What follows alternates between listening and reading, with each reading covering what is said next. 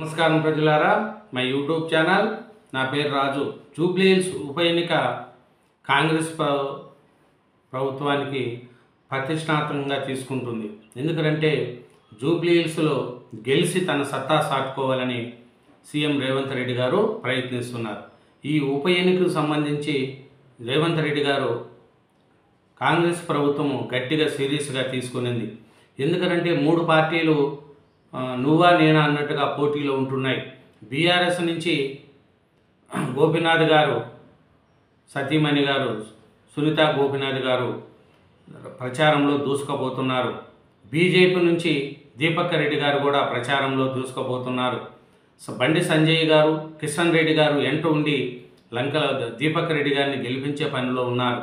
ఇంకా బీజేపీ తరఫున ఇతర రాష్ట్రాల సీఎంలు కూడా ప్రచారంలో పాల్గొంటారని తెలుస్తుంది. అలాగే బీఆర్ఎస్ నుంచి కేసీఆర్ గారు కూడా జూబ్లీ హిల్స్ నియోజకవర్గం ప్రచారానికి వస్తారనేది కూడా తెలుస్తుంది. ఇంకా కాంగ్రెస్ పార్టీ చూసుకుంటే సీఎం రేవంత్ రెడ్డి గారితో పాటు కొంతమంది అగ్రనాయకులు కూడా జూబ్లీ హిల్స్ ప్రచారానికి వస్తారనేది కూడా తెలుస్తుంది. ఈ జూబ్లీ హిల్స్లో మన రేవంత్ రెడ్డి గారు మాట్లాడుతూ ఏం చెప్తున్నారంటే, జూబ్లీ హిల్స్ ఉప ఎన్నికను ప్రతిష్టాత్మకంగా తీసుకోవాలి, ప్రతి ఒక్కరూ కష్టపడాలి, బూతుకు ఉండాలి, మంత్రులకు ఇన్ఛార్జీలకు సీఎం రేవంత్ రెడ్డి గారు గట్టిగా వార్నింగ్ కూడా ఇస్తున్నారు. ఎందుకంటే ప్రతి ఒక్కరూ కష్టపడాలి అనేది కూడా చూస్తున్నారు.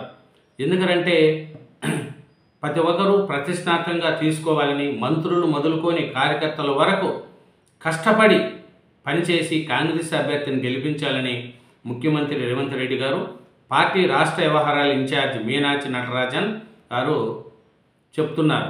ఈ నెల 25 నుంచి ప్రతి ఒక్కరూ తమకు అప్పగించిన బాధ్యతల్లో నిమగ్నం కావాలని సూచించారు. చూడండి, మంత్రులు ఇంద్రులు అందరికీ మీకేం చెప్పాం, మీరేమి జూబ్లీ హిల్స్లో కంపల్సరీ గెలవాలి అనేది కూడా సీఎం రేవంత్ రెడ్డి గారు గట్టిగా దీని మీద తీసుకున్నారు.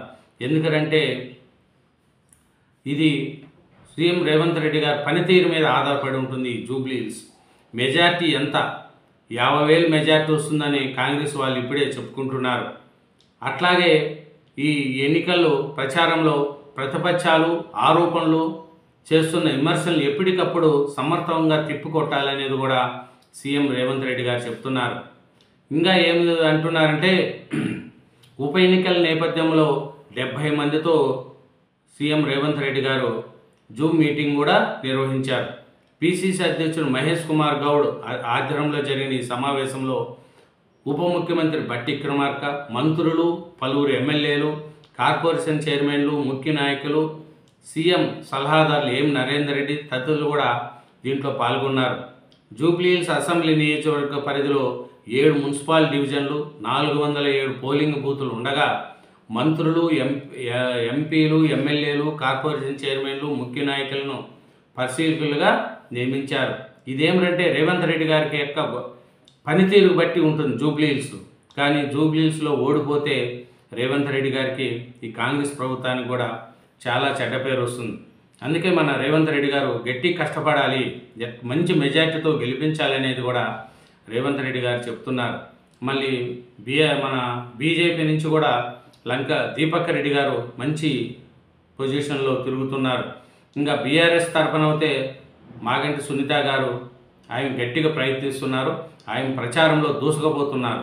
కేటీఆర్, హరీష్ రావు గారు ముందుండే చేస్తున్నారు. కాంగ్రెస్ ప్రభుత్వం యొక్క వైఫల్యాలను కూడా కేటీఆర్ గారు, హరీష్ రావు గారు చెప్తున్నారు. ఏమైనాయి, మీరు ఆడబిడ్డలకి ఇస్తాన డబ్బులు ఎక్కడ పోయినాయి, పింఛన్ ఏం పెంచారు, అన్నీ కూడా ఇప్పుడు బీఆర్ఎస్ పార్టీ ప్రజల్లోకి తీసుకెళ్తుంది. ఈ మన సీఎం రేవంత్ రెడ్డి గారు కూడా గట్టిగా ప్రయత్నించాలా, మంచి మెజార్టీతో గెలవాలనేది కూడా వీళ్ళు చెప్తున్నారు. ఒక్కొక్క మున్సిపల్ డివిజన్కు 2 చొప్పున మంత్రులకు బాధ్యతలు అప్పగించారు. ప్రతి బూతులకు ఒక ఎంపీ, ఎమ్మెల్యే, కార్పొరేషన్ చైర్మన్లు ఇన్ఛార్జిగా నియమించారు.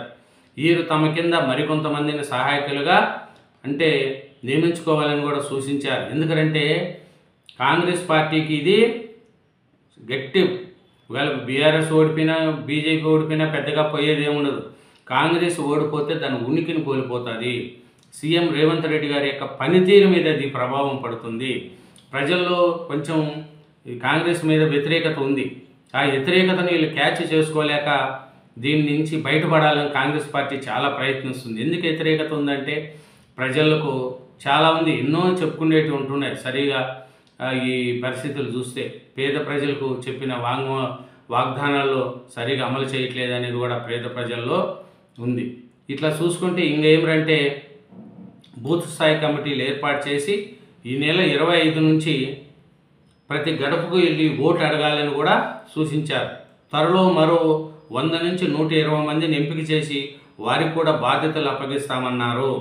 స్థానిక నాయకులతో కలిసి సమన్వయంతో పనిచేయాలని, కొన్నాళ్ళుగా స్థానికంగా పనిచేస్తూ గుర్తింపు పొందిన నాయకులతో కలిసి పనిచేయాలని సీఎం రేవంత్ రెడ్డి గారు చెప్తున్నారు. రేవంత్ రెడ్డి, మీనాక్షి నటరాజన్, బట్టి విక్రమార్క, మహేష్ కుమార్ గౌడ్ చెప్పారు. ఈ నెల 24న ముఖ్యమంత్రి రేవంత్ రెడ్డి జూబ్లీహిల్స్ ఉప ఎన్నికల ప్రక్రియలో పాల్గొననున్న మంత్రులు, ఎంపీలు, ఎమ్మెల్యేలు, కార్పొరేషన్ చైర్మన్లో ప్రత్యేకంగా భేటీ కానట్లు కూడా తెలుస్తుంది. ఇది ఇంకా ఏం చెప్తున్నారంటే కాంగ్రెస్ పార్టీ వాళ్ళు 50,000కు పైగా మెజార్టీతో గెలుస్తామని మహేష్ కుమార్ గౌడ్ గారు చెప్తున్నారు.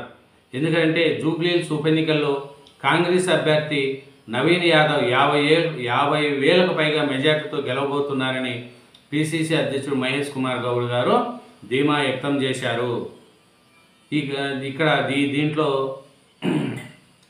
తెలంగాణ జనసమితి కార్యాలయానికి వెళ్ళి ఆ పార్టీ అధ్యక్షుడు ప్రొఫెసర్ కోదండరాము కూడా కలిశారు మన మహేష్ కుమార్ గౌడ్ గారు.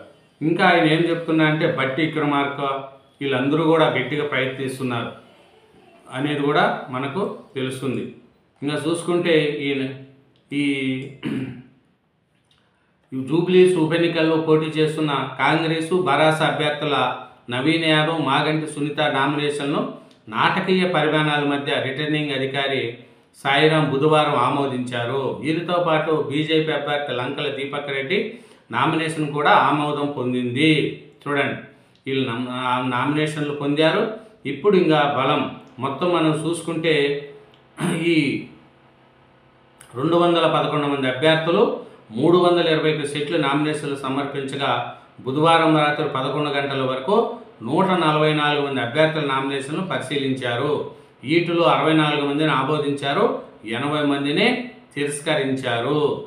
చూడండి, ఈ జూబ్లీహిల్స్ మీద కాంగ్రెస్ యొక్క పరిస్థితి కంపల్సరీ గెలిచి తీరాలా అనేది కూడా కాంగ్రెస్ ప్రభుత్వం యొక్క ఉంది. కాబట్టి జూబ్లీహిల్స్ ప్రజలు ఎవరి వైపు మొగ్గు చూపుతారు అనేది కూడా చూస్తుంది. కానీ సీఎం రేవంత్ రెడ్డి గారికి ఇది ఒక గట్టి పరీక్ష.